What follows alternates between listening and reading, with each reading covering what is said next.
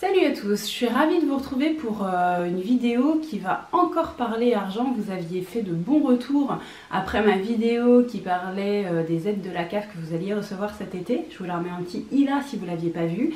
Et là aujourd'hui c'est quelque chose de tout nouveau dont vous n'avez peut-être pas encore entendu parler. L'annonce a été faite mercredi il y a quelques jours, la semaine dernière, sur ce qu'ils appellent le passeport. Alors il ne s'agit pas d'un passeport comme le passeport qui sert à voyager, le passeport sanitaire, tout ça, c'est un passe-sport, un pass qui permet de promouvoir le sport, en tout cas c'est comme ça qu'ils le promouvoient eux. Il est normalement présent pour aider les parents à inscrire leur enfant là à la rentrée de septembre de cette année dans des clubs de sport, des associations sportives ou pour les enfants porteurs de handicap dans les maisons sport santé.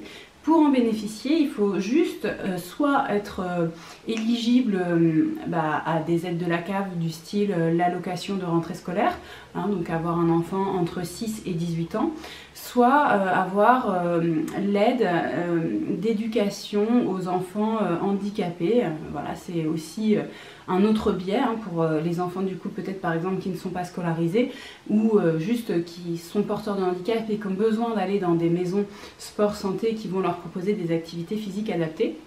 Ils peuvent aussi être concernés par cette mesure qui concerne en fait l'inscription, les frais d'inscription à ces différentes structures et qui apporte une aide de 50 € par enfant. Donc si vous avez 3 enfants dans la famille, ça peut monter à 150 €, ce qui n'est pas rien.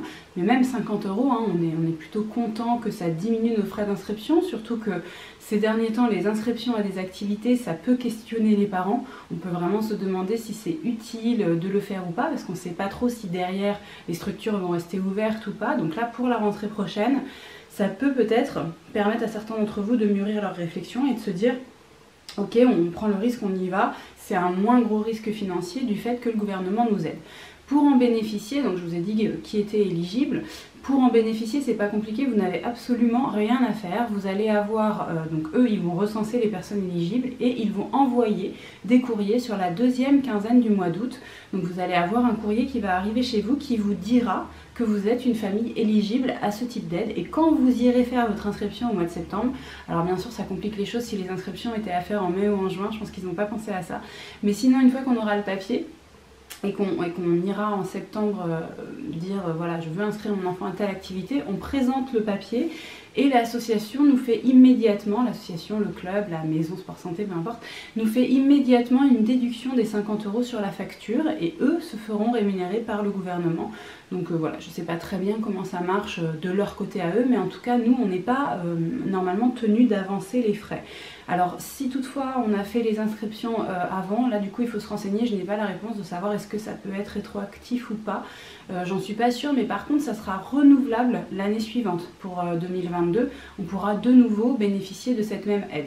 Donc voilà, c'est plutôt quelque chose quand même qui est positif pour nous parents de se dire qu'on a une aide financière en plus pour permettre à nos enfants d'accéder à diverses activités, après à questionner quelles sont les activités dans lesquelles on a envie de les inscrire ou pas. Je pense qu'il faut réfléchir en termes, voilà, on a bien vu cette année qu'il y avait certains trucs qui fermaient un peu plus que d'autres en fonction de si c'est en intérieur, en extérieur, collectif ou pas.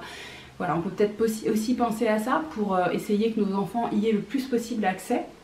Mais bon voilà, ça apporte une aide en plus.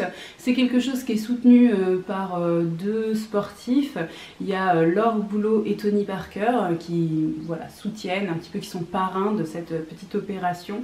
Voilà, donc je voulais juste vous les citer là et puis vous apporter tout simplement cette information. Si vous ne l'aviez pas vu passer, dites-moi juste en dessous en commentaire si vous étiez déjà au courant. Ça m'intéresse de savoir à quel point vous suivez l'actualité ou si je vous apprends complètement quelque chose. Et si c'est le cas, n'hésitez pas à me laisser un petit pouce parce que je pense que c'est quand même une information que vous êtes plutôt content d'apprendre. Je ne pense pas me tromper, financièrement en général, on est toujours plutôt content quand on a plus.